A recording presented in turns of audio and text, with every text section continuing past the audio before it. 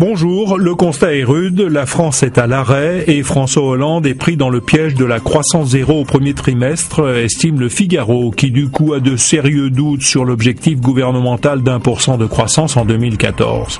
Alors, Arnaud Montebourg monte au créneau et joue les gardes frontières, titre Aujourd'hui en France. En imposant le contrôle des investissements étrangers, le ministre réinvente le protectionnisme à la française.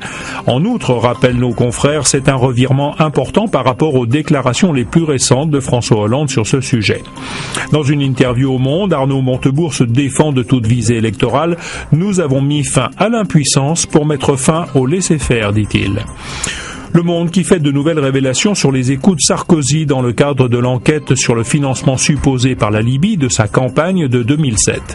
Ces écoutes montrent un ex-président qui fait pression sur des hauts fonctionnaires à la limite du trafic d'influence pour être informé de l'évolution de l'enquête. Mais paradoxalement, précisent nos confrères, ces écoutes embarrassantes sur la forme pour Nicolas Sarkozy semblent lui être plutôt favorables sur le fond et ne pas fournir de preuves tangibles aux magistrats enquêteurs. À une semaine des Européennes, Libération s'inquiète de voir que de la Finlande à la France, des Pays-Bas au Royaume-Uni, des partis au relent raciste et identitaire opposés à Bruxelles menacent d'entrer en force au Parlement de Strasbourg. Libé qui, après ses révélations sur les factures de l'UMP, a constaté combien les responsables du parti étaient choqués. Ils attendent la fin des Européennes pour réclamer des comptes à Jean-François Copé. À la une de vos hebdos, le Nouvel Observateur a voulu savoir comment François Hollande était jugé par ses ex-ministres de l'ère héros. Les ténors sont restés discrets, mais d'autres très déçus ne sont pas tendres avec un homme qu'ils jugent cinglant, cassant et sûr de lui. Quelqu'un qui donne des grandes leçons de morale et qui est pourtant loin d'être exemplaire, confie même l'ex-ministre délégué aux Français de l'étranger. On est loin de la langue de bois, tout comme dans Paris Match où Ségolène Royal règle quelques comptes dans une interview qui a déjà fait du bruit cette semaine. Quant au point, il s'inquiète pour Manuel Valls. Auront-ils sa peau?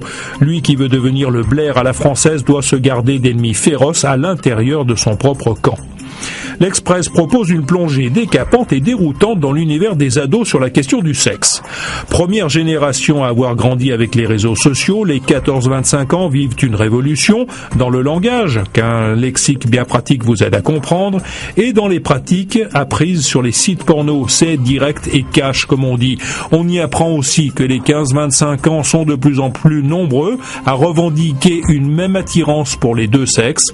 Les débats autour du mariage pour tous ont apparemment libéré la parole.